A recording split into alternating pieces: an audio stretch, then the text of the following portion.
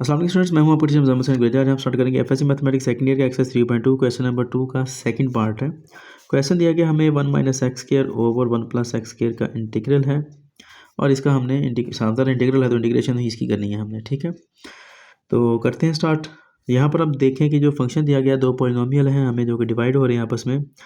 ठीक है, और दोनों की डिग्री सेम है, मसला ये है। तो हमें क्या करना पड़ेगा, इसको सॉल्व करने के लिए हमें इसकी डिग्री जो है रिड्यूस करनी पड़ेगी।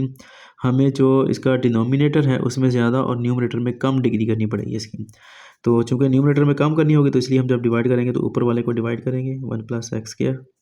अगर हम इसको -1 से मल्टीप्लाई करें तो क्या आएगा, प्लस माइनस -1 और plus minus minus x square. ऐसा हमने इसलिए किया क्योंकि हमने रिड्यूस करनी है डिग्री एक्स स्क्वायर की, तो इसलिए हमें एक्स स्क्वायर को ही कम करना पड़ेगा।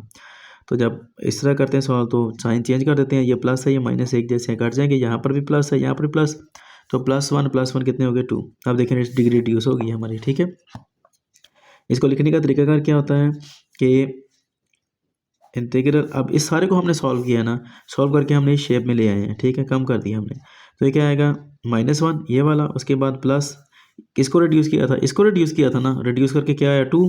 तो अब इसकी जगह पर हमने चूंकि इसको रिड्यूस कर दिया तो 2 आ गया, तो वो यहाँ पर लिख दिया whole divided by 1 plus X जो था एक्स के लिए एज इट इज था पहले भी, तो ये अब भी ऐसे ही है।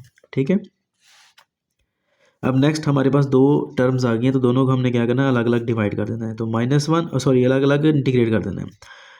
-1 और dx साथ में आ जाएगा, फिर प्लस ये 2 आ रहा है, इसको आपको पता है कॉमन होता है, कांस्टेंट होता है, तो इसको हमने बाहर निकाल लेना है 2, और इंटीग्रेशन करेंगे हम इसकी। यहाँ पर 2 बाहर निकल के तो पीछे क्या बचा 1 बचा, 1 plus x square into dx आ गया।